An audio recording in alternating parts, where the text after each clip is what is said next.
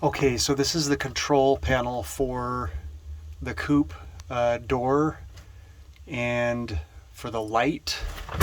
We also have a solar charge controller, and then a little module here, and then the battery, which is right here. So one of these timers, there's 3 timers here. These 2 timers up here are to open and close the door, and then this timer is for the light in the Coop, which is not currently being used. So to open the door manually, or to close it manually, there's this button right up here. It says manual, and what you need to do is push it a few times. Right now you can see both of these timers are set up where they say auto. See that? If I want to open it manually, then I push this button, and you'll notice this little thing will change down here to a light bulb, or a light bulb with an X through it, and then a light bulb.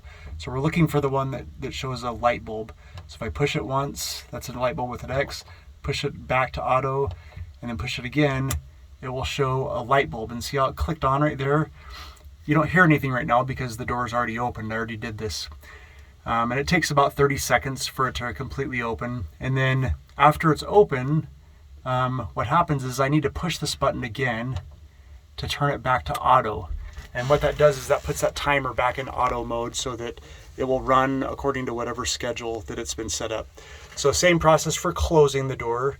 So if I want to close the door, again, I'm looking at this, you can see it's in auto right now, which means the timer, based on the timer, it will open or it'll close according to that schedule. But let's say I want to manually close it. So I could push this button again, push it till I see that little symbol right there, the symbol of a light bulb. And what it'll do is it'll close. You can hear it running right now. And it'll close all the way until it's closed. So to put that back on auto, which I need to do, otherwise it'll just stay in this closed, kind of engaged position, I need to push this button again, and it'll turn that timer back to auto. So now the system again will run according to the schedule. So because I just closed it, I'm going to open it again by pushing this button a few times until I can see that it's that light bulb, and then it will open it up.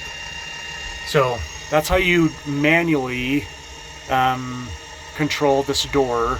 And again, you have to make sure that after you've manually opened it or closed it, you have to push that button again to put it back in auto state so that it'll keep operating on a normal schedule and later in the evening and in the next upcoming days. So that's how that works to control the store. So that's it. I'm going to show another video here in just a sec about how to set the timer.